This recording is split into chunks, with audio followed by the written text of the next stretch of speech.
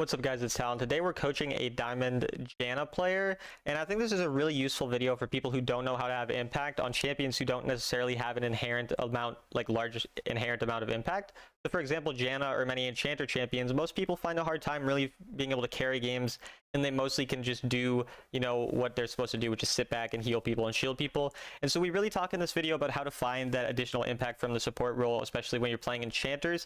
And so if that, sort of suits you or sounds interesting to you, then I definitely recommend watching the rest of this video. And if you're interested in coaching, I'm a rank 5 sovereign autofill player, so I can coach any role. Just $15 an hour for coaching, and just DM me on Discord, Talon1169, or through the link in the description to my Discord server as well. Just go into the coaching inquiries there and then ping me in that part of the server. But yeah, let's get right into the video. I hope you guys enjoy. I'm Diamond 4 right now. I think my peak is Diamond 2. Okay. I've had a really good season. Normally, I'm not up to Diamond until like 400 or 500 games in, and I think I'm like maybe a little over 200 games in right now. Gotcha. So I've been climbing with Janna, so I figure good to take a look there. I'm like, it varies. I think I'm still top 200 today. You win 1 or 2 games. Yeah. And it makes a big difference. So I think, but I've been like 80, like rank 80 or something like that, Janna. So felt pretty good about that, and have like a 66% win rate with her right now. Gotcha. So feeling pretty good about that. Not really sure what's going on. Maybe maybe it's okay to play Enchanters right now, but Yeah, I mean, Janna's one of like the sort of. Are you playing solo queue or duo queue or? I mostly play solo queue. I mean, Okay. sometimes I'll do a duo, but I don't have a regular ADC. Yeah. So yeah, I mean, Janna's a pretty fine solo queue champ. Like, she's one of the few enchanters that can sort of find impact, like even if you're solo queue. First small thing here is one, like when your teammate walked in the bush, I would walk with him. I mean, I wouldn't want him to walk up initially, but since he did, like I would walk a little earlier with him. And I'm gonna point out a lot of small things, and then we'll write like the bigger sure. details. We'll write as like notes at the end, and then obviously you can go back and watch the smaller things in the video later. But then the other thing here is once like you get poked out of this bush. Yep. Karma's only damages a Q, like he does nothing after that. Yep. And you walk towards the right side of the lane now. You should take control of this bush and like stand on the edge of the bush, pressure them off so your laner can get prio easier. Also, generally speaking, you want to be more towards the bush side, and you want your ADC to stand on the right side. Typically, obviously, like here your ADC ends up kind of standing on the left, so it's a bit annoying, but even then I would more focus on taking control of the bush, because once Karma has that ability on cooldown, they don't really have anything. Same with Sivir, like both Sivir and Karma, they are really, really weak whenever their first ability is not like, or is on cooldown. Like the Sivir, as soon as she uses the bouncy thing, whatever it is, like she's pretty much a useless champion. And Karma, when she doesn't have empowered abilities or when she doesn't have Qs, also really not very good. So like, even another thing here, it's pretty straightforward, pretty obvious that she's going to walk up for a Q now, like at this point, right? And we're still kind of walking back. At this point, we've already lost the priority in the lane because our Xayah is really poked out. And a lot of the reason that she gets poked out is because, again, we didn't control the bush, so it's easier for them to walk up and then hit them. So, but yeah, like at this point, we should just give up the lane priority because we've already lost the lane. We should just focus, wait till the next wave comes, kind of farm safely. But you walk up to try to, I guess, last hit this minion or whatever, but it should be relatively obvious that Karma will, again, play around that one ability cooldown, so then we get poked a lot more by that. But yeah. Okay. Why do you say it's better for the ADC to be more away from? Is it just so that they're not at risk for being? Yeah, exactly. Yeah, so the reason that you guys want to be spread out is obviously like one person needs to be on the left, one person needs to be on the right for obvious reasons like AoE and whatever. But the reason that the support should be towards the bush typically is because if the ADC is towards the bush, one, there's a bigger threat of them like taking damage from, say, Karma or someone. Whereas you can shield yourself easier, and you also don't have to focus on last hitting. So like, whereas they want to be focusing on the last hitting and focusing on hitting the wave, if they're constantly hitting the wave, they're going to be showing themselves so they can't stand in the bush. But you don't have to hit the wave yourself a lot of the times. So you can just sit there easier and like get more control of the bush, focus on that kind of part of the game and poking the enemy out while he's focusing on the last hitting. So that's like the main reason. It depends on the matchup. Like, say for example, there might be some matchups where like if you're Soraka into Karma, typically, and say their ADCs are really like Vayne, just hypothetically. Ideally, you would kind of want the ADC to hover the left side in that scenario because Karma is going to poke whoever's on that side, and Soraka can't heal herself but can heal her teammates, so it's better for the teammate to get poked. So that's like a rare scenario where maybe you would want the ADC to be more on the left side or towards the bush, but that's typically why it's like that. And it's also generally better for the support to take a bit of damage than it is for the AD carry to take the damage, so that's another reason as well. Yep. And you're not as worried, or like, you know, you just, the ADC needs to be, we need to ward, and we just to make sure that we don't get ganked from the riverside. Yeah, I mean, if your ADC has flash, like if you get ganked from riverside, like they're gonna flash and survive it anyway. Like Xayah has a pretty good chance at surviving. You can shield them as well. They have the exhaust, where probably have exhaust, maybe has ghost, I don't know, but we'll have a more defensive spell. You have ignite a lot of times. You might have heal, but obviously heal, you can also just heal your teammates. So they also have better ways to kind of escape in that way. So yeah, like these things can change again. Yeah, if you have flash but they don't, and maybe you're actually coordinated with them, you might at that point consider it to be more dangerous to hover towards like the bush side, so you might want to switch in that scenario, for example. But even then, you could get lane ganked, so generally speaking, that's just like the typical way that it is. But yeah, I mean, obviously, you know, we can always think critically and determine, you know, in certain scenarios like the Soraka one, where maybe we do want to switch in that specific time. But yeah. And then recalling on this wave isn't really great either. I don't remember do you know who the jungler is in this game? I don't know. I think it's a Darius. Okay, so yeah, Darius, not the most threatening ganker ever. Like, can gank us, but not crazy threat. And the reason you don't want to give up complete control of this wave is because if they're able to get on the wave as soon as it meets the middle, and you're recalling right at that time, they'll have a lot of time to push for a turret plate, and then still recall, get a better item back, because now they'll back on probably 500 extra gold or whatever, and then they'll still come back to lane without missing out on anything if they recall properly. Like, we'll see how they actually play it, but that's what should happen from them, and then you don't really even get much control out of it. Whereas say that you clear the wave and then you recall, the enemy then obviously don't have a wave, they have to wait for the next wave to come before being able to but again, obviously this all like depends slightly on your ADC, but you backed as well. But like, if your ADC ends up just fully backing, then obviously even then you can just stay there to try to keep the wave like from or threaten them from getting the plate, basically, because then we can see here they did get a plate, and then they're able to still get on the wave right away. Now they made the mistake of not already recalling here, but if they push this wave really quick and then recall, they get a huge advantage on you. And so again, like the river kind of played it poorly. Obviously a bit of an over aggressive flash from you, but that's more of a mechanical thing that we don't need to like specifically worry about. And then yeah, ignite here as well, and just like going forward here, I mean, so again, we'll pay attention to kind of like cooldowns and teammate positioning. So like, I'll wait till it like goes to the exact point, but basically you flash forward and you're way more aggressive than your teammate. Like, your teammate is very low. Your teammate uses third ability, which is an important thing, is keeping track of your teammates' cooldowns, where their damage actually comes from, their positioning, right? So Karma's in the bush with empowered ability, probably going to come soon. And obviously this is of course much easier to look at in hindsight. I'm not going to act like it's, you know, easy to take into account all these things in the middle of the game, but these are the things that we sort of have to take into account before we're deciding on going in. And so when you flash forward, you're obviously significantly further ahead of your Xayah. You have very limited damage. Your W is on cooldown, and Xayah just used her E, right? So we have a lot of bad cooldowns. They have an empowered ability, and they have two people who are both able to walk at us. You can see how they both have a very easy line to auto attack us and damage us at the same time, whereas Xayah literally can't damage anyone. So it's essentially a 1v2 scenario. And if you knew that your damage, you know, instantly kills Sivir, like if Sivir was a lot lower and you could flash auto ignite, then you could kill, but obviously it's a miscalculation of damage. So I'm not going to go into it too much, but it is pay attention to the cooldowns and things like that. Yeah. And then yeah, again here we kind of walk up a bit too far. That's again more of a simple mistake, so there's not a ton to like learn from that. It happens sometimes. Yeah. I hate how on Twitch, like every time I try to skip, like I have to like re-click the like thing here if I want to feel. Bro, you're holy. Really, that was a real asshole. I felt so bad for doing that. That's so funny though. Oh my god. I was like, oh my god, I just want to help him clear that faster. But yeah. Just unlucky. Really, at least he didn't run you down. I feel like some people that are really tilted would start running you down after that. Yeah, he just emoji'd me and I was like, oh my god. Yeah. It happens.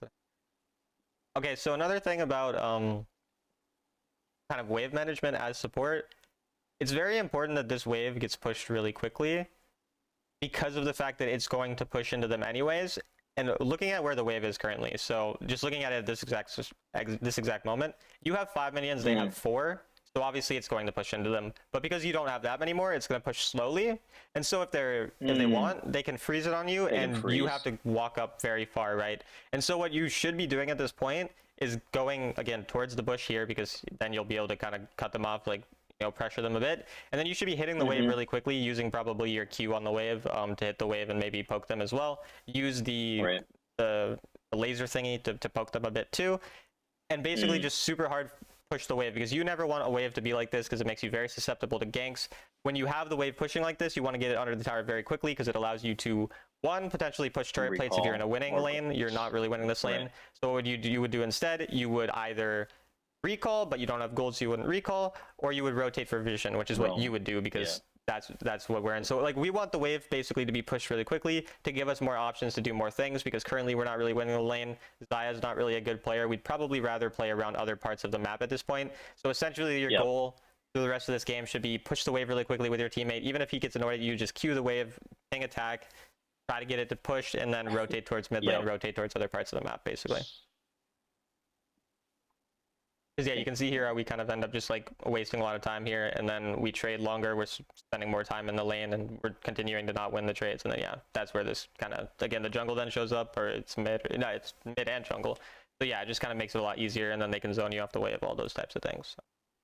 Yeah, I think we just get killed here. Yeah, it's not the worst result ever, but yeah. So yeah, that is the main thing about solo queue too. Like solo queue support especially is creating roam timers and trying to identify really quickly like the win condition of the game is important. Like even here, I would go straight to mid, right? Your top lane is already getting pushed really hard. What are they realistically gonna do? They're gonna push your turret, they're gonna recall after, or they're gonna go mid. They're gonna be somewhere else. So you should instantly go mid here. By the time we get there. Yeah, exactly. Right.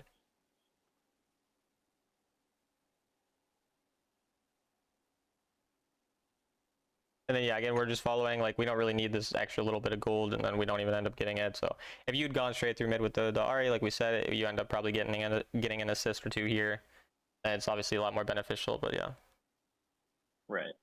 I think Ahri winds up carrying this game. Yeah, it looks like she's having a pretty good game so far. At some point, I think I switch. Yeah. Because yeah, even here, the way you walk by going towards the Xayah rather than hovering mid right here, again, you don't need to auto attack a dragon. Your autos do like 6 damage. Like never basically auto attack the dragon. Okay. So yeah, we would way rather go for vision here, which is another thing actually. I really don't like having control wards after. If you want them for the early lane, it makes sense. But once you'd recalled, I would definitely take regular wards, because then you can actually ward over a wall like this without it instantly getting taken. You can get a lot more vision in those scenarios. So that should usually be what you're doing when your team's on dragon, is like looking for a ward over a wall, trying to give vision, or hovering around your carry, which in this case would be your mid laner, for example. And then once the dragon got lower, you would then start rotating towards interesting. I've gotten advice previously that as support I should try to run pink ward so I can more control clear vision, clear enemy vision. If that's your goal, you should go sweeper. Sweeper does that 20 times more effectively. So either sweeper or regular wards, never pink wards. The value in pink wards for me, I mean, unless there's like Evelyn or whatever, but the value in pink wards is really controlling like a bush or getting control over like a lane. But to me, if you're going to want to sweep like a much larger area, you're going to get way more value by using and denying vision with the sweeper. So if that's your goal, you can use sweeper, and I'm fine with that.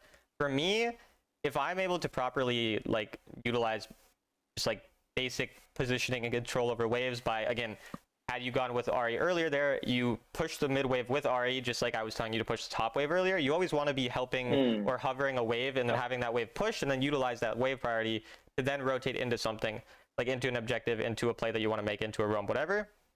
And having that priority already means that the enemy are going to show on the mid wave. And so you don't need vision of them there. You don't need control of the bush with a control ward or whatever, because they're going to show on the mid wave, because they're not going to want to lose 200 gold under their turret.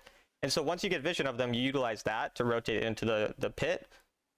You then can ward over the walls or ward more aggressively or sweep through the these types of things. It'll just basically give you more vision of more areas because you don't need that control ward that's just gonna, again, it's really easy to take out.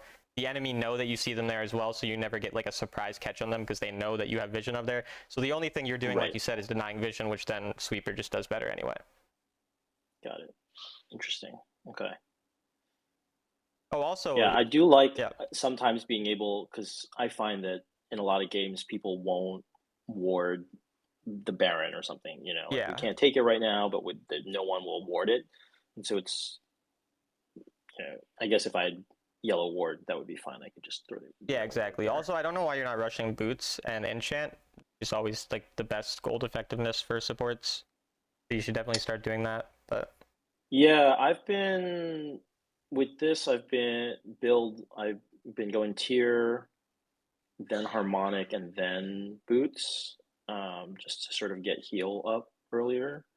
I don't know. I mean, I think that's going to be such low gold effectiveness. Like the first thing is, generally when we're speaking about itemization, it's important to reach specific power spikes for champions on like the most important times to be the strongest that you can be are like first dragon, second dragon, third, right, elder. These is when it matters. You're usually not going to get a full item before first dragon because you're a support. That's just not going to happen, especially if you're going tier. So what you're currently doing with your build, you're extraordinarily weak for the first dragon, even though that's pretty much the first like objective fight is probably oftentimes the most important fight of the game. The early game decides a vast majority of games. And so hitting a good power spike for that is way more important. So you would definitely want to have your boots. If you're going cooldown boots, I don't actually know if Janna prefers cooldown boots or mana boots, to be honest. I don't play the champ enough to really know. Whatever the top players are doing, you can probably do whatever they do. So either way, you're tankier with Ionian boots and you have better cooldowns, or you have more damage and healing and shielding with the mana boots. It's just a way better power spike. So I don't really see any value in this. If you want to get the tier, like, again, I'm not really that sure about the Janna builds. I have friends who are like mains of Janna. I can DM them if you want me, and I can tell you their builds. Like later, I'll DM you them. But definitely like the tier is fine because you can get tier and boots, and that's still you're gonna have 2,300 gold to get that. Well, then you would need 2,800 because you get these. So yeah, for me, even I would probably rush boots before even rushing tier. I mean, that's me. I'll message my friends who actually play a lot of Janna, and then I'll DM you that later. But yeah, I can try some games and sort of see how that works. I do find that it helps to get tier first, just to want to stack it and not run out of mana. I mean, the mana is not really going to be very much early game. Like even here, like 350 mana is probably like 4 or 5 additional spells, which then, like, if we're thinking about the fact that we're losing a lot of shielding and damage from those spells, is usually going to be less value, and the fact that usually you're not going to run out of mana if you recall properly. Like you shouldn't be overstaying that much on the map to really need that. Like that slight amount of extra mana. And then if you do it later on in the game, you're often going to recall on bigger mana or bigger items so that you can get like a full like 900 gold for the tier instead of getting the sapphire crystal, which stacks much slower. So like that's why for me, whenever I'm playing tier champs, I'm very rarely rushing it right away. I'm usually like I think boost rush and then tier makes the most sense to me. But like I said, you know, I'll not try. Like the end of the world. It does feel a little slow. Definitely, I can be like, I gotta wait for this and wait for that, and like if I like sometimes if there's a Soraka or a lot of like Mordekaiser and others, I'll rush Oblivion Orb and then as first, just so I have some anti heal right away, and then I'll do mana boots second. So that's the other. Even like small thing like this, which is just kind of like sort of awareness of what should happen. There's no reason we shouldn't just shield an Ahri here when we see them like walking up at someone, for example. I mean, it's just like simple things like that, you know. Like shield like right now before she ults. Or she's going in. I mean, even just to get itself the assist. Like obviously this is like it doesn't really matter, but it's just like these types of things when we anticipate someone going in and following them around makes a little bit of sense. But I memean, overall, again, I think the main things to learn about from this game so far were like some of the lane phase things that we talked about in terms of controlling the bush, the itemization stuff, and then really understanding quicker who the actual carry is and taking control of like rotating towards those people and then taking control of the waves with them and really like kind of trying to carry the game with them. But that's the main things so far. And then I would say sometimes you've like, this is just something I noticed earlier I didn't mention when we were talking, but like sometimes you'll waste your spells on like waves when the enemy are in a position where they could potentially engage in your teammates, and then you have no cooldown. And had the enemy really noticed, they would have punished your cooldown, but it's just, yeah, they're usually not going to notice that. It's something that they'd have to be pretty aware to actually notice, but yeah. Got it. And yeah, again, the biggest thing with the boots thing too is that you get an enchant earlier, which is like, that's really one of the biggest things for supports, is being able to buy an enchant. Right. So the fact that we don't have an enchant for second dragon now too is making us much weaker than we should be. And then here, so as much as I tell you that you should hover around your like carry, you should also hover where there's actually going to be threats. So like you should notice like right at this point that they're going here, and you should instantly be turning and going and helping your teammate. But you decide to help on a wave that again doesn't really matter. Like generally speaking, don't ever worry about your gold. So that's never what should be in your mind as a support. Yeah. It's just like, it's convenient that you end up getting the gold when you're hovering around someone who you're roaming with, and that's how you're going to get your extra gold. And then you're going to get the gold from assists. And then again, just like the awareness earlier where you didn't shield your teammate, now like our carry is going forward, and we're so far back. Like again, you're 0-3 or 0-4 this game. You're really weak in terms of items, in terms of everything, and you're a support champion. What you literally should be doing here right now is like flashing forward pretty much and just trying to be with this Ahri. Like it doesn't matter what you use. You try to get a shield on her, you try to peel her with your ult, do anything, and she'd be able to pop off because she's really fed. But instead, she has to do this all by herself because you're not even really walking up with her until like this late. And we haven't landed one Q, flash into a wall, you know, unlucky, it happens. But I don't think you shielded like one person. You didn't get any Q off, you didn't get a W off. There was very little actual effectiveness that we provided in this game. So I think like the thing is, if you want to play enchanters, you have to be able to like really find ways to impact the game, because generally enchanters are very like passenger champions. It's very easy to just let yourself get carried and shield someone and be useful enough that you're going to win half your games. But like the way to actually increase your win rate from whatever it is to higher, to climb higher and like the higher elos, is to understand these roaming timers, the lane phase things. Like those are the two biggest things. Lane phase and roaming are the biggest differences between like an actual good enchanter player and someone who's just playing like a passenger. And then as well, like for you specifically, your awareness of your teammate's location is very poor, and so you're kind of not paying attention to where they actually are on the map, or who you should be hovering or protecting, and those types of things. So got it.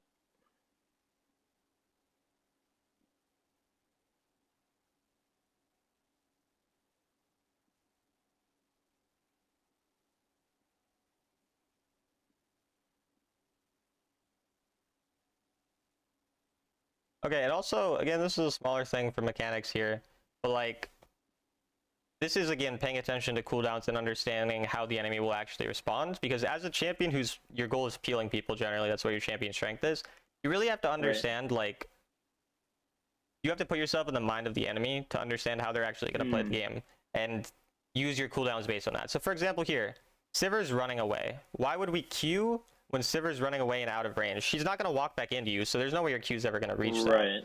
So the use of our Q here, for example, is once Yone maybe tries to turn on us and ult someone or E into someone. Like that's the response that we should be making, because they have two ranged champions who are running backwards. We're never going to reach them unless they were like really close, right? So the Yone is a champion who your eyes should be on. You should just be shielding your teammates, throwing your W when your W comes up, and then just pay attention solely to the Yone. That's pretty much the only thing that your eyes should be on right now. So like keeping track of who's actually a danger to your teammates. And then for example here, like had you had your Q up when Yone started walking onto your Mundo like a couple seconds ago, you would have your Q to potentially knock him up. That makes it possible for your teammates to come. Or like now he has his Q2, I think, or Q3 up. That's when we're like trying to now have a Q to try to predict him potentially going in on our teammate, for example. So like for like again here, you should be walking with your Mundo and having your Q up so that if he does get dashed on, you know, you're fine. And again, you have your ultimate. You don't have to be so scared. You should be thinking again, how are they going to respond? These three people. The only person who's a threat to you is Yone going on to you. And if Yone goes on to you, if you're having your Q properly, you have your ult up, fine to walk up with them. But again, we're being very scared. So just in general, you got to be more okay with dying on enchanters. And this is like a risky thing to even tell you, because it's like really bad enchanter players are also the ones who like have no sense of positioning and will just, you know, die for no reason. And so it's like, it's better that you're being a passenger like this than that you're straight throwing the game. But if we want to get to the point where we can carry with an enchanter and solo queue, we have to be able to understand actually what cooldowns can go on to us, who can go on to us, when can I be aggressive, rather than just kind of always sitting in the back and shielding people. So yeah, I'm not like super useful here. Just again, we went for a bot wave. That wave doesn't matter to us. We should go where the fight's gonna end up occurring. So again, we're just really far back and kind of, again, you can see here how essentially no matter who the support was in this game, this would be, if you win, it would be a win, or like the outcome's not controlled by you. And I'm assuming that's kind of what happens a lot. It's like you're not throwing the game, but you're generally just kind of there, and that's sort of, again, the main issue here. So these probably aren't my like best games, but I mean, I'm not saying this is an insulting way. It's just this is the difference between like an enchanter who can carry solo queue games and one who can just kind of go 50-50. But yeah, I mean, obviously, I'd hope you're not showing me your best games, because I've had people do that. It's like, bro, you just went like 21-2 with like a Yumi attached to you the whole game. Like, I don't know what I was supposed to tell you. I mean, it's just right. Here as well though. Should recall at this point, nothing's really going on, no specific objective. We have our enchant, and we're gonna have so we should just be recalling earlier there. But and again, we should be focusing on a wave that's kind of like more important for us. So like, I'd rather be on the mid wave first with our teammate if we are going to stay up, because that's the one where our teammate actually needs help to walk up and take, because there's people there. Our teammates here are going to be fine. And again, thinking about, we have to really put ourselves in the mindsets of our teammates and our opponents. Ari can dash out. She's never really going to get one shot on a wave unless she completely grieves. So like, she's pretty safe. Pantheon's pretty safe as a champion. So like, these types of things are, again, just all the things I would think about. And also, I don't think you've used your control word once, like actually, since the lane phase ended. So that's another. It's a lot more scary to use a control word because it's so easy to take out too. So that's like another bad thing about it. Okay, the flash. You've had a lot of weird flashes. I feel like you could have just flashed to the left there, like further back. You flashed like into a Darius. I mean, not the worst flash ever, but I feel like, again, it's just like, I don't know how much we're thinking about specific. I feel like you're very panicky a lot of times too with like these types of things, because if you just actually think about it, right, you could even, if you could have flashed up like to the right, you could have flashed a lot of ways where you're just further out of danger, but instead you kind of flash into a very weird spot. Not a huge deal. That's more of a, again, mechanical thing that you can just it's not that much to coach about, but that is that. No, it's good to sort of, you know, when there's like a lot of stuff going on, I do find it's a little challenging to figure out where to be and who's done what, and which spells to use. So and I mean, a lot of things too. It's nice to try to think about these things before they happen. So like, before a team fight's occurring, say a minute or a minute and a half before it's occurring, or maybe just before the game, you just look at the team comp and think to yourself, who is it that's actually a danger? Who do I need to peel? Who do I not really have to worry about? Like, all these different types of things, if you're thinking about it before the fight, it makes it a lot better rather than having to think about it during the game. Then additionally here, no reason to hover here. Again, as I've spoke about, the goal is to push a wave or to get control of a wave and then rotate into a dragon. And so if you wanted to rotate here for vision, say that you were ever going to decide to use your wards, then sure, that's fine to initially go and ward.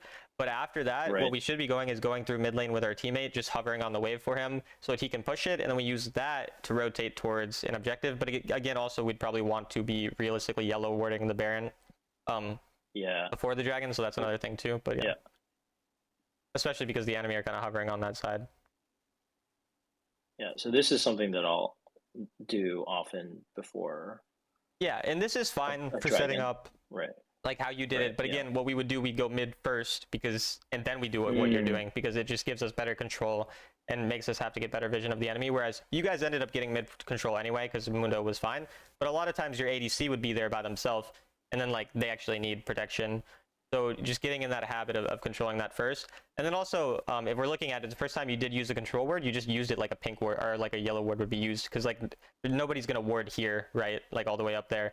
So even then, that would just be a yellow word, and then they wouldn't see it as well. So, but we've obviously talked about that a lot. So, and then again, because we don't have a control or we don't have a word on the Baron, they can hover the Baron, which it looks like they actually are doing, surprisingly. So that is an unfortunate thing too. Because I don't know if each team has a dragon or not, but if each team has a dragon, then the third dragon doesn't matter. So. This is really good peel by you though. Like those are the exact champions you need to be peeling. Like you knocked up the Darius, then you ulted the Yone. Like those are the exact champions in this game that are a danger to your teammates. So that's like exactly how you should be playing these fights. So that's really good. Yeah.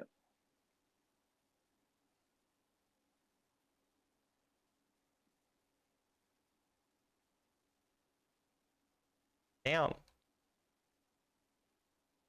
But yeah, I mean this fight was like pretty perfect.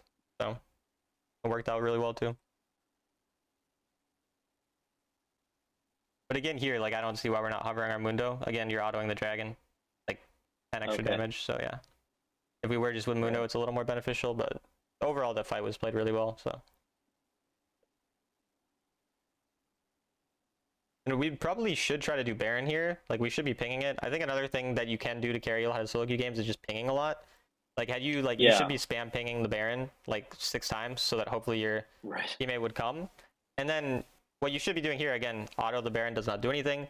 What is worrying is it getting stolen potentially. So you should literally just be walking up here. No one cares if you die. Plus you have flash ult, so you're not going to die anyway. But you should just walk up and just, you know, harass Karma because she could steal or something. You don't need to be like this, for example. And you're also building that Fimble winner, so you're actually like kind of tanky this game as well. So yeah. But yeah, again, you're autoing it. 6 damage, 7 damage, 8 damage. Yeah. Okay. Not worth it. I just got to be annoying about things so that you're thinking about it, you know, while you're in the game. Then you're gonna just be thinking about me annoying you about it. That's the goal. That sounds fine. And also, wait, do we have staff yet? Because I don't think you should build Ardent before staff if your RE is the carry. But I'll go back to. Yeah, I think I was wondering what to. Yeah, build. I mean, essentially, so if you want to always do these 2 items, like these are always gonna be fine because this is like a pretty standard thing. Ardent is when your auto attackers are doing well, or you have a lot of auto attackers. And then staff is when you have like ability-based champs. Oh yeah.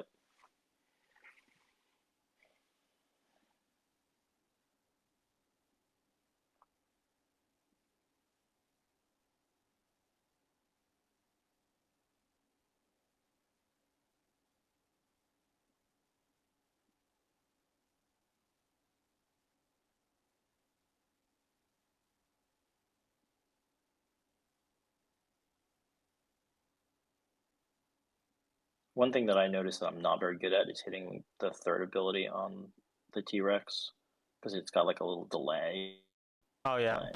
The main goal of the T-Rex third ability is to clear waves really quickly. Like even here, you should have hit the wave with the entire thing and then swipe the people. I mean, the only other thing you can do is queue behind people and knock them into your team. Like here, you really have to. Okay, bro, this way. You're playing the T-Rex like you're an enchanter, man. Like you're scared. Like you're like you're sitting here autoing people and you're in the back line. Like the thing with this T-Rex now, legitimately you don't need to care about the health of a T-Rex. Like the Baron buffs go on the minions anyways, even if your T-Rex dies.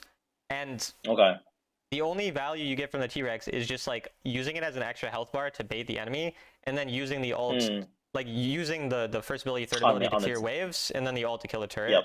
So like literally just don't care about the health of it, because anyways like you want to die with it and then just get out. Like you kind of, the ideal position to have the T-Rex in is to have it in the low enough HP where you can evacuate from it, you know, like you can click the thing. And so you kind of want to like low-key take a little bit of damage within reason. You don't want to like, put yourself in a where it's just going to die, but yeah, you kind of want to do that. And then don't use your ult on the T-Rex when there's no minions under the turret, because the defenses don't drop. Like if you'd waited, you can kill this turret in a second. You're probably going to kill it anyway as a team, but then you could have killed the next turret. So you would have been able to walk up and then ult this turret, because the defenses drop if the minions get under the turret. So and then again, your goal should be clearing the wave, so you should be Eing that wave and queuing the wave more than focusing on fighting a teammate. Like again, don't fight the opponents. The other thing you utilize the T-Rex for is peeling for your teammates. So like the Q and the E are also for peeling your teammates, and again for pushing the waves, not really for damaging the opponents, unless like you see an opportunity to like somehow queue behind them and then knock them into your team. But like obviously it's going to depend, but generally And again, you're playing like an enchanter, bro. You could have just walked straight at that thing and started hitting the nexus. Yeah. And then again, just stop trying to damage people with it. Like your goal, you could have literally killed. You could have killed the thing already, and now you're probably gonna end up winning. But it could have been much sooner. Yeah. I don't know. Then, actually, we end up maybe not ending because of that, actually. So yeah. Yeah. A little scary, but yeah. All right. I'm gonna see if anything specific happens. I mean, okay. First thing, I wouldn't really use my Q on Sivir here because again, that's not really the champion who's like an actual worry. Like, is Sivir really gonna flank our team and kill us all by herself? Like, that's not gonna happen. We're worried about like the Yone or the Darius, again, like these types of things peeling our teammates. And the main goal is to buy the time while our teammates respawn. So again, like when Yone would go in, for example, I'd want my Q up. Like obviously that's a really good Q to have, for example, that you just did. And then having your ult for those types of things is just more worrying. Again, those are more nitpicky things. If you Q an ADC every once in a while, sometimes it can still be valuable, but that's just the small things. Because enchanters do inherently have less carry potential or like impact, so it's important to focus on a lot of these smaller things. But as a whole from this game, the things that again that I will specifically write down after we go over the second game, and the things to really focus on are taking control of bushes and having just more value early on in the lane, controlling the wave better, and then roaming, understanding quicker who's actually valuable, who should I be playing around, where should I go out of base, the itemization thing, again, I'll talk to you about later. And then specifically keeping track of spells of enemy, who is the dangerous ones who I actually need to be paying attention to and keeping my eyes on to use my spells on. And then you said the second game here is just the next one? Yeah. Okay. I think it's fine. I mean, there's, I think it's fine. Okay, so for example, if you're looking at the team comp right now, like what would you be thinking about now that we kind of spoke about wanting to think about specific spells or champions? Like what would you think about peeling your teammates for? Malphite, ult, Vayne Condemn. Vayne Condemn? What do you mean? Like, what are you going to do to stop a Vayne from condemning your teammate? Or like, if they do, like, then, ult push them away or something. Well, yeah, okay. So like what I'm thinking about is more like the common things that are going to happen a lot. Like Vayne condemning someone into a wall is a very uncommon thing. So this is something I'm more going to like react to. It's not something I'm going to specifically be like, I'm looking at the Vayne waiting for them to condemn my teammate. Q, though. Like, but even the Lux Q, again, this is a long range ability that's hard to stop from being done, right? Like Lux is going to do this from long range. Okay. And so again, like you're right that these are potential threats, so it's not incorrect that that those are things that could happen. What I need to then reiterate is it's more about like the threat level, like the likelihood of it happening and how dangerous it is and how much you can do to prevent it. Like to me, Lux queuing my teammate, very hard for me to prevent. She does it from a pretty long range. She usually is over a wall or in a bush or something. That's pretty hard for me to stop. Obviously, again, I'm gonna react if I see my teammate. Maybe I'm gonna ult them or do something, right? But it's not something I'm specifically thinking about. Vayne Condemn, same thing. But to me, Yone dashing or ulting on my teammate, that's a very likely thing that I can stop. Malphite, like you said, if he ults on my teammate, I can ult him off right away. And so I want to pay attention to Malphite's positioning, make sure I'm not grouped, just like I don't want to be grouped for Yone ultimate. And then Vi ulting onto my teammate or queuing onto my teammate, that's the other thing. Because Vi Q, if she's charging her Q, I can cancel it? Yeah, you can cancel it. And so that's exactly, like, that's one of the main things that really matters for you keeping track of that. Because if you cancel the Vi Q, that's, like, probably the biggest, like, thing for a fight overall. So the three melee champions in this game are the champs I'm really worried about and keeping track of their specific spells. And then I'm more just playing reactionary for if a Luxor and a Vayne do happen to do something like that. Got it.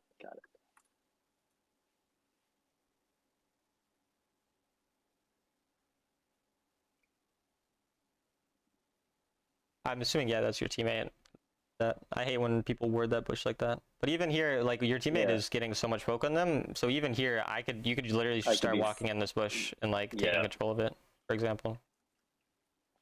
Okay. Because again, this is a really good matchup for us. So that was an interesting queue. But yeah, I think again, like a panicky thing. I don't know. But well, I was sort of thinking that like if they come forward, then because a lot of it I feel like is being able to predict where they're going to be. And you're right, and so that's where the prediction doesn't make sense if we put ourselves in the mindset of our opponents. They're getting poked on really hard. They're low health. And it's a Vayne into a Caitlyn, and you have Ignite up. So in hindsight, and again, hindsight's obviously easy to look at all these things, but we should probably be queuing backwards and predicting that to be the dash. Also, if we actually were paying attention, Vayne just queued, so she can't even do that. Like, she can't even go that far because she had already used her Q. So the only real position she has is to walk back here like this with no Q, and you guarantee Q her, force her flash, or just kill her there. So that is, again, definitely what we the cooldown thing. So again, as much as I was talking about keeping track of enemy cooldowns, like out of lane, in lane, the things that really matter here are the Lux Q for the lane, because you got to pay attention to dodge it, and then the Vayne tumble is the other thing that's really important. So another thing, again, this is a nitpicky thing. When your Q was aimed directly at a wall, if you aim your Q like here, it's going to hit every part of this wall and out here. So like the way you did it, you don't get maximum value from the width of the ability. And that's a great way to land skill shots easily, is when the enemy go against the wall, you can basically make it so it's impossible to dodge by properly utilizing the width of an ability like that. So interesting. Okay. Like even here, like you see how Vayne's there, so you had your Q, Vayne can't dodge that unless they use their Q. Like when Vayne, again, even was up against this wall, had you basically made your Q the length of this bush, it's basically impossible for Vayne to ever dodge it unless they use their dash. And if they use their dash, you can start walking at them and autoing them and igniting them because they're low enough. So And then again, should control the bush. We have an advantage in this lane. Your goal should be to hit this minion wave, because the first minion of the second minion wave gives you level 2, and you should be hard pressuring level 2 and then like going really aggro on it afterwards. But I've definitely, at this elo at least, like it just never, like my ADC is not ready, or we both get level 2 at about the same time. Your ADC was literally ready in this scenario though. Like it won't happen every time, but your ADC is literally hitting the wave as soon as it comes.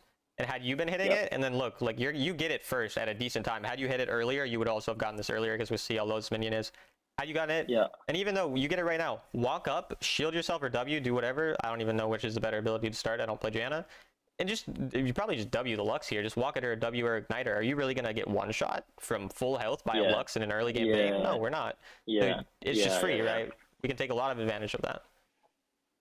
Because again, you don't need to get it so much sooner. You need to get one auto ahead of them on the wave, and then that one auto you use to get that advantage. So, and again here, like you're so scared you're full health, bro. That Lux should be dead like 6 times. Got it. But yeah, obviously I'm again just reiterating it, maybe being a bit excessive about it, but that's fine. I feel like I'm more aggressive than I used to be, but definitely seems like still a lot of room. And again, just flash auto Lux, bro. Like, we really have to be paying attention to these types of things. Like Lux was 1 HP. Again, our teammate walking up, like we should have been, if we were just permanently pressuring and autoing the opponent there, there's no way they can ever do that. If we're taking control of the bush, there's no way they can ever walk at our Caitlyn like that. So when another really important concept in bot lane is to be on like a parallel line with your teammate, so that you guys can walk up and auto people at the same time. And so when your Caitlyn was up aggressive like that, you definitely should have been there too, especially with your flash. But yeah, again, this is like one of the main times that we can actually have impact as an ADC, especially, or as a support, enchanter support, especially with a Caitlyn or a Draven or an aggressive early game champion. And that's through the lane phase by getting as much possible damage, trying to squeeze every auto. Like, you really need to care about every single auto you're getting in lane, because that actually can be the difference between a kill. Like that Lux was 1 auto away from dying. Had you probably could have gotten 7 more autos off in that lane that you didn't get. Had you even gotten one of those, she's dead, right? And then your Caitlyn's not going to die because there's less damage on them, all these types of things. So that is really the value that we have to like look for in the lane phase, as many autos as possible, controlling the bushes a lot better, and actually like not being scared when we're full health. Because again, I don't see why, and again, I'm pretty sure she would die anyway, but I don't see why when your teammate is here, you're full health, your Caitlyn's low health. Look, she gets queued here. Why are you targeting her? Again, the same thing that we spoke about earlier. Is a level 5 Vi or a Lux who now doesn't have Q a bigger threat? Obviously a level 5 Vi. And so what you should do is you should literally put your body in front of your teammate so that he can't get queued by Vi. And then she has to ult him. Like, you should just start walking up like that. But instead you're focusing the person who's not a threat, who's used all their skills. Again, this person has all their skills, this person has none of their skills, and we're focusing that person. So.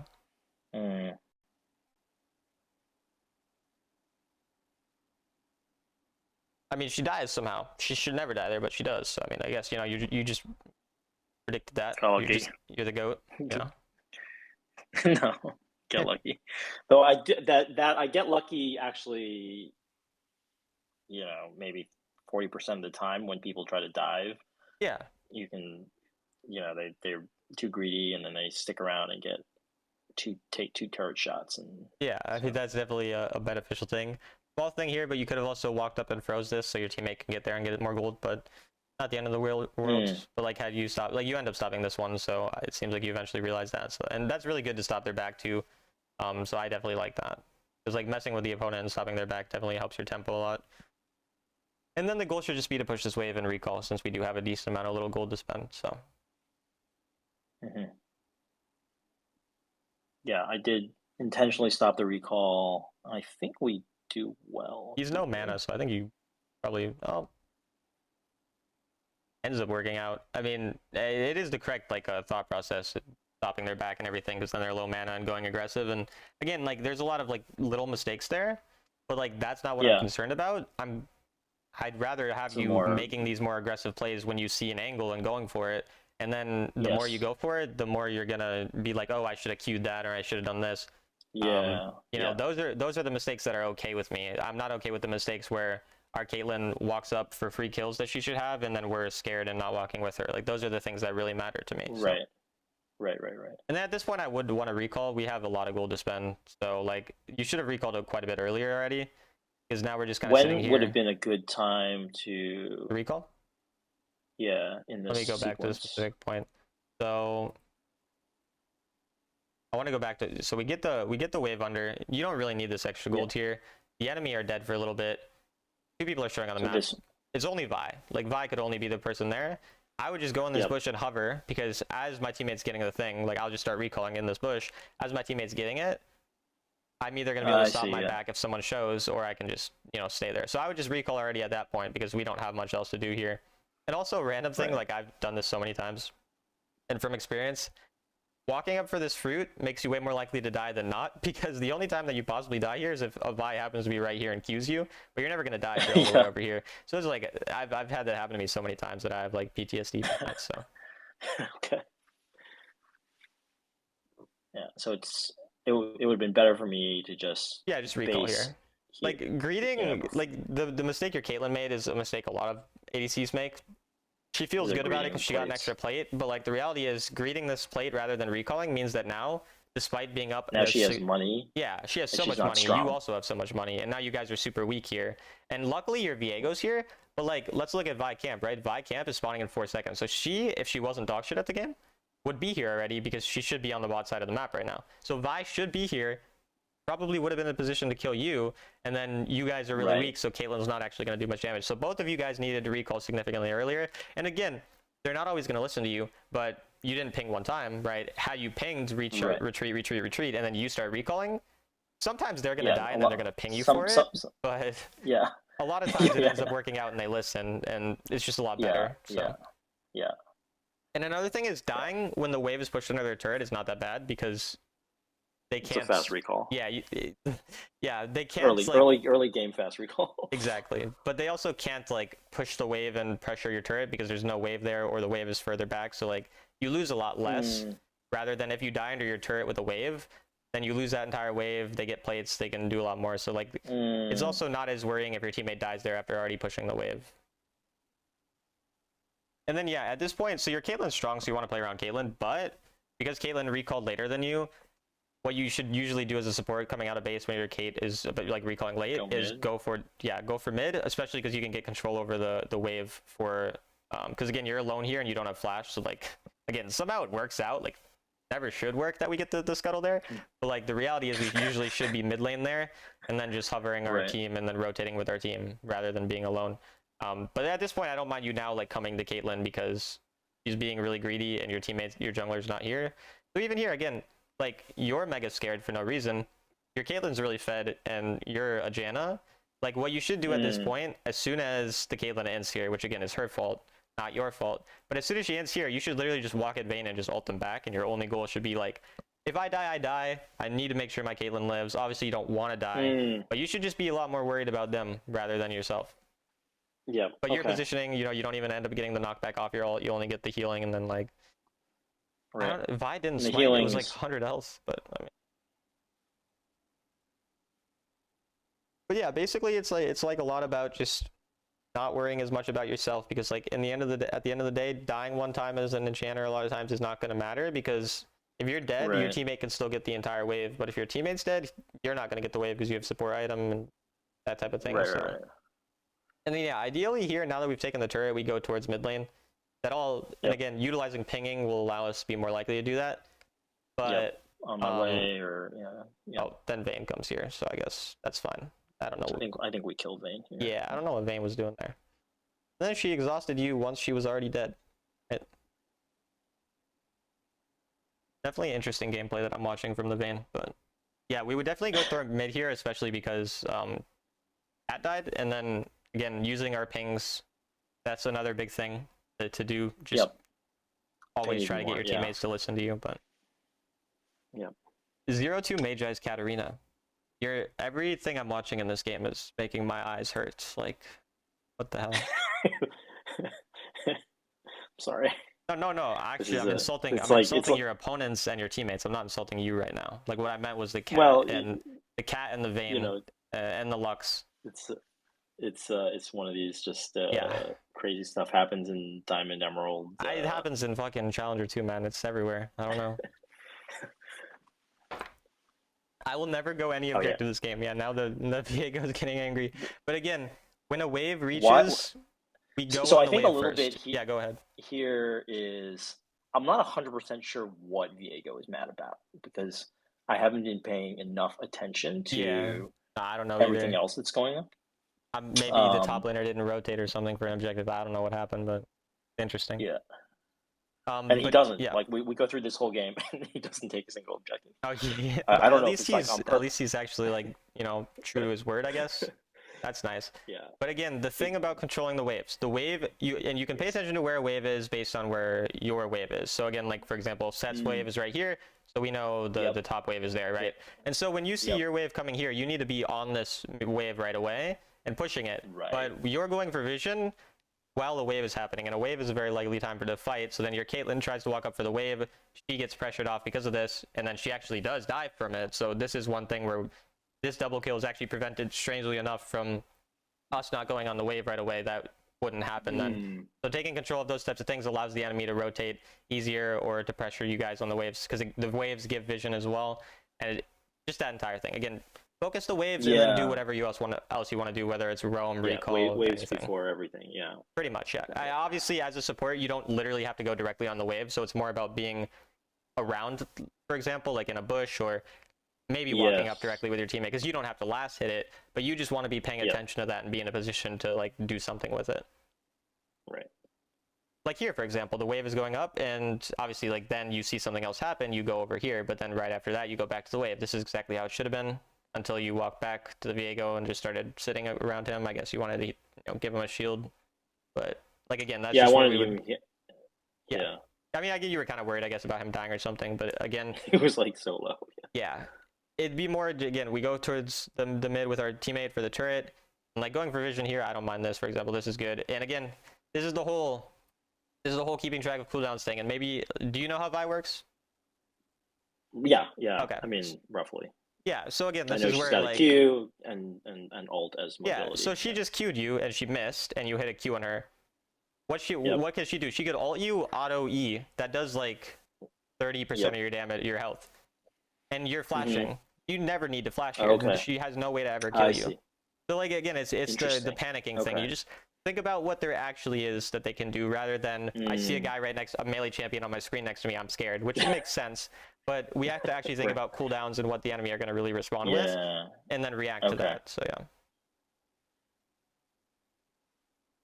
Wait, again, no missed call. How are y'all this long?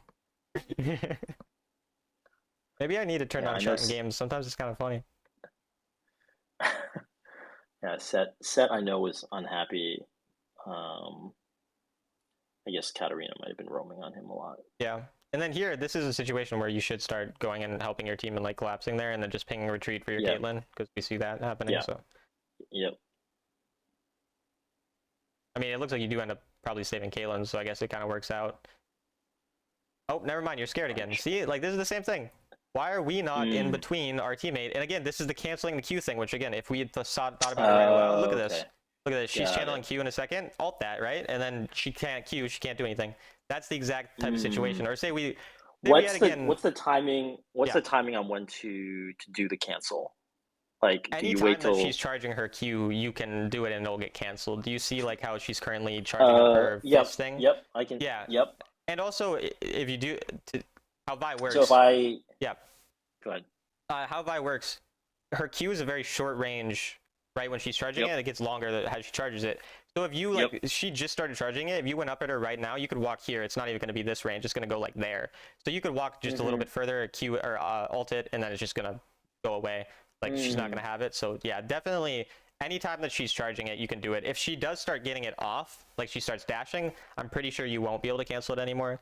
That's something I'm not 1,000% sure out. So maybe you'll eventually figure out that interaction when you try it. Because again, I'd way rather you try to cancel this or cancel like Leona E, for example, than and then mess it up and die, than you never trying to do that. Because again, this is going to be the difference between you actually going, say, higher Grandmaster Sovereign, whatever the goal is, than just being stuck in Diamond or Master or whatever, like that type of thing.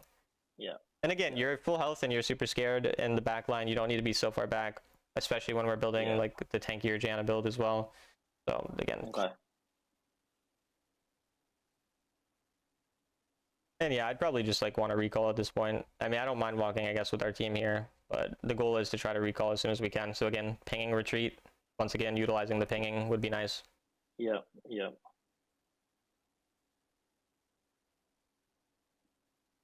I mean, oh, you just want the blue buff. Okay, that's fine, yeah. And you should recall after, though. Yeah, there's no reason not to just recall. Okay, we eventually do.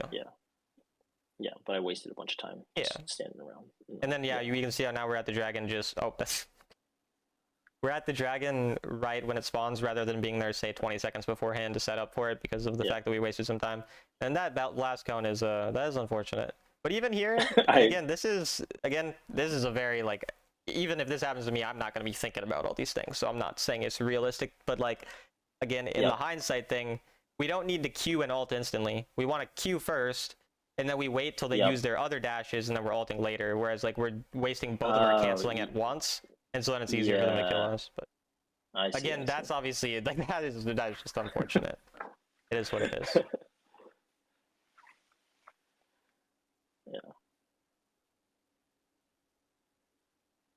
All right. So still playing really scared, and Yeah, for the mid game, a lot of times you're playing quite scared and not putting yourself in front of people, and then you're also not thinking about the actual things that will occur as much as you're thinking about someone's close to me, I'm scared, someone's far away, I'm not scared. Because again, if a Malphite has flash, he can flash ult you from quite far away, and that is something you need to be aware of. But if a Vi doesn't have Q, there's basically nothing she can do for the most part that's actually threatening. So these types of things are like these specifics to think about. And even here, again, it's going to be a more minor thing because it's not bad for you to ult this way, but like Malphite just used his ult on someone. He has no other way to do more damage. So why wouldn't you walk up further and get a bigger ult that is hitting more people with healing and knockbacks? Like, you don't actually... Your teammate's not actually going to get 100 to 0. It looks like it's tank Malphite. So, tank Malphite, the danger is the follow-up. AP Malphite, the danger is him going on your teammate, one-shotting him. And so you got to look at the builds as well to understand who's going to do what, right? So here is more important for you to even maybe just flash in and straight up knock back the other people, because then what you would do here, if you did flash in, I don't think you necessarily need to flash in, but it's like more of a possible play, then you're splitting up the damage from the tank, and that's what we want, right? We want them separated, so like that type of thing as well. And then again, you're very scared. You could have walked up and put your body here. Even you just keep taking some damage or getting, like, you know, targeted would be a lot better. And then again, a lot of flashes, you try to flash randomly, it's again more of just like a panic random thing. Your teammate has no way that he's not going to kill them. You have a Caitlyn and a Viego directly on top of someone. You don't need to flash for an auto attack on someone 1 HP. And then we're wasting that flash, so then we don't have it for later scenarios or something. Like if our teammate blast cones us over a wall for no reason, then we won't have a flash. It'd be nice. So, yeah, exactly. Right.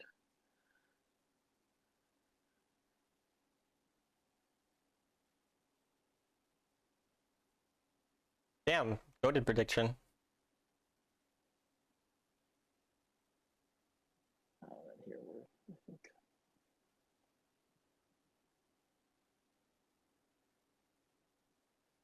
This is the nice thing too about Janna is like, you don't always have to calculate everything. Like the way you're kind of going in here, you have a lot of ways to escape with ult and Q and whatever, and if you do have flash up, so like when you are playing more aggressive and making these mistakes, a lot of times you end up getting out anyway. So it's like, again, putting yourself in that position, a lot of times it just works out, sort of like this, for example. I don't think we're necessarily calculating everything there. And then this is another major thing that is extremely important to understand as a sport champion. Once again, what is the one way that this scenario goes wrong? Lux ulting you, or ulting the Baron and stealing it, whatever. So you need to just walk at the Lux, bro. Who cares if you die? And again, if we had flash up, cool, but like it doesn't matter. Just hover here and just scare her off and just Q her, whatever. That's all that matters. 3 people are dead in the enemy. Worst case, you die. Realistically, you're not going to get one shot at over half health with your shield up. So that's way more important. And now maybe Lux steals it, and then the game randomly is hard for no reason. Right. But looks like it's probably fine anyway. I think. Yeah, I don't know. I love predicting things. It makes me feel cool. Yeah, I'm like, I think she might have stolen it in this game. Yeah. It's still not the end of the world though, because 2 of them are dead. So. Yeah, we don't lose right away. Yeah, but we do lose. Yeah. But yeah, it does obviously put us in a much worse position, so that is a thing as well. And then they get the soul off that, which again is all kind of a snowball effect, where now they got the soul because they gain control over that, and then they just start ending the game. And I don't think there's that much to. Yeah, there's anything else to worry about, but we'll mostly skip through and see. Yeah.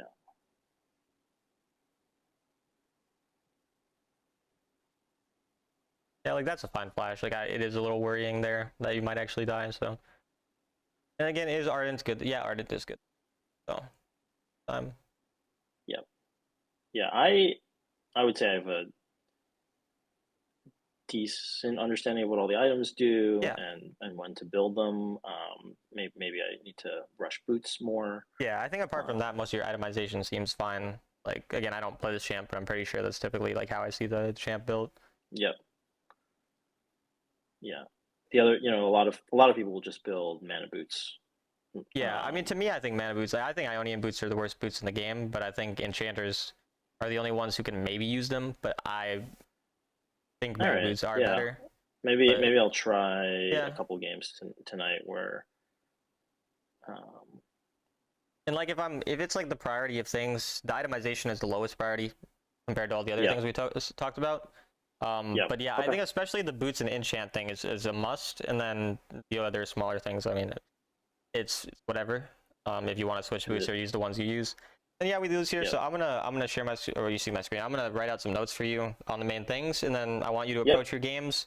I want you to look at these notes probably before you start every like session of playing or whatever, and really focus on say 1 to 3 of these things at a time to work on. Don't try to fix every single part of your gameplay, and then really just kind of value like rather than valuing the result of the game or whatever. Pay attention to whether or not you got better at that specific aspect of the game, and then once you feel like you've gotten better at that aspect of the game, go on to the next thing and sort of approach improvement in that way. Yeah, ask questions or tell me to reword it if you want me to write it this differently. I'm obviously going to send it to you afterwards as I write it out. But the first thing is the lane phase. We'll just kind of go through the lane phase and then to the later parts of the game.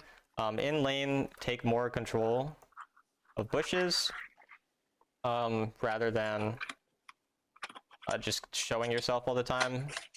Right. Just get in the bush. Yeah. Send random cues that come out of it. Pop out, auto, go back into the bush, that kind of stuff. Then focus a lot more on autos in lane, because that is a very valuable thing as well. And then I have been trying to do that a little bit more, but obviously I'm still really scared. So yeah. Then parallel line with ADC. I think those are the 3 main things about our lane phase. Again, just keeping track of our ADC's positioning and cooldowns and stuff like that. And then just generally pay attention to cooldowns in lane and play aggro on those timers. Like again, Karma had no Q, no powered ability, these types of things. Your teammate has no Q or whatever. You got to pay attention to all this type of stuff. Right. Then okay, so moving on to like the later parts of the game. The roaming thing is the first thing. So obviously roam with strongest member. Yep. That I know. After first drag, basically, or after when first drag spawns, When usually first drag spawns, or after first turret, Yeah. Depends on the scenario, because if your like teammates already getting stomped, it doesn't matter. Like even if the turret's not quite dead, you can just leave earlier if he's really bad. Yeah. Or maybe like again, there's certain you don't really want to or leave your ADC on an island unless they really suck. If say it's like a Leona Varus, because like they're gonna one-shot your teammate under turret and dive him. But if it's a Sona Vayne, they're not gonna dive him. So if you think it's more convenient to leave, then you can leave, because they're not really, unless your ADC is really bad, he's not gonna die to something like that. Got it. So that's like the roaming kind of thing. Then pay attention to enemy key abilities and threats, basically, and save spells for that. Then just generally position more aggro and value your life less. Basically, I'm telling you to kill yourself. So it's a fine line between inting and and that's again the line we have to find if we want to get higher than just being like mid-elo sort of, especially on enchanters. So yeah, the roaming, the lane phase, and then this to sort of more aggressive play style. Before every game as well, just look at the matchups, look at what skills, look at matchups and key skills. Just feel and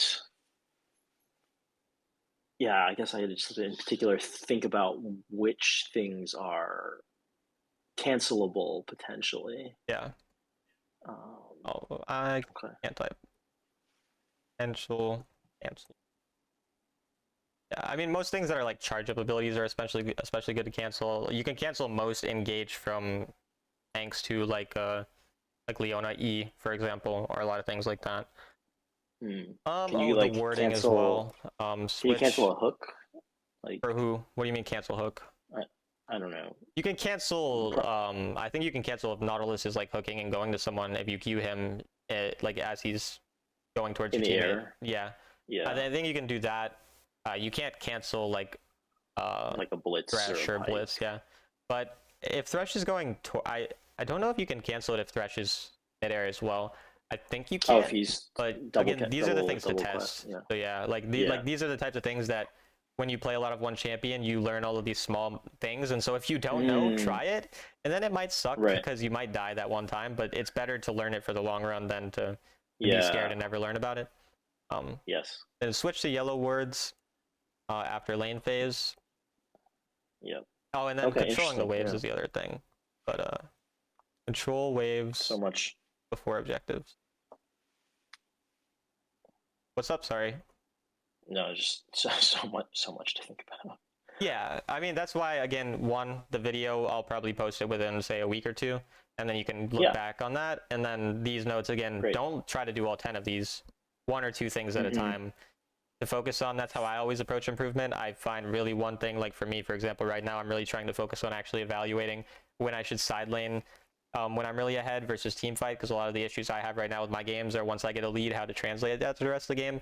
And so that's really the only thing I think about apart from playing like I normally play. Everything else I just play like I always would normally play, and then that's the one thing where I'm like, I really want to hard focus on that.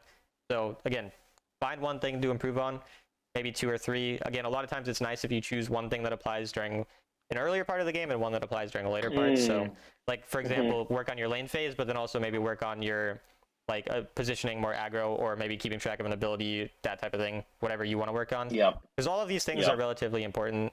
And then itemization, we spoke about the specifics there, and then I'll DM my friends who play Janna and ask them about the specific items. Yeah, is there any other questions or anything that we spoke about that you also want written down, or? No, I think the main thing that sticks with me is playing less scared and trying not to panic during high intensity situations. Yeah, definitely. I do find like, sometimes there's like a lot of shielding, a lot of different spell like animations going on. It feels very hard to sort of keep track of what's going on. That's definitely why it's easier if you evaluate it before the game starts or something. Because then, and then you get CC'd and you can't do anything for a little bit. So do you have any other mental tricks or techniques that you use to kind of manage during the sort of high intensity moments? Like how, Or just again, for me, it's just always finding, if I always find something to focus on, then it's easier to not get overwhelmed. So if I'm thinking, like, for example, that Malphite is the person who matters, I need to make sure as soon as Malphite's halting that I'm paying attention to that. So I find whatever, again, is the biggest thing to focus on, whatever is the most important. Maybe the most important thing is to get vision of the Baron, or whatever the most important part of that game is that you think is going to lead to the win. And then everything else is sort of a reaction. Like most of the things I do are reactive, and then I find the things that are most important, and I let those specific things take up the rest of my mind. And so everything else can be reactive. So maybe I will panic flash sometimes because I happen to be thinking about something more important, and that's not the end of the world if that happens. So that's kind of how I guess I approach that. Right. Okay. Okay.